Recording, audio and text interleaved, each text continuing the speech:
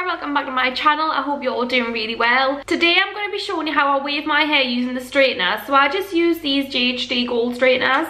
They just have like that rounded edge, which just makes it a little bit easier to slide them through your hair. So yeah, let's get on the video.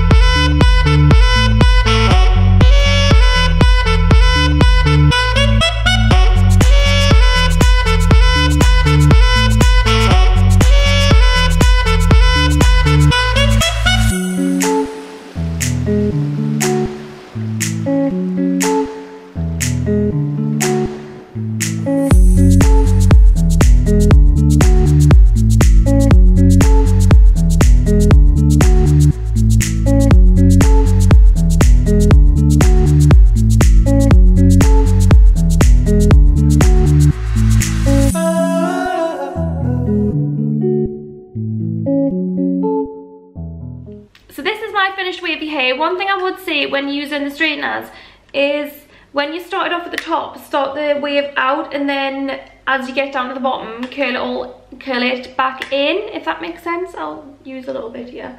So then start it going out from the top, and then as it goes down, do it back in at the bottom. I just think this keeps your hair all nice and neat on the ends rather than having bits flicking out all over the place.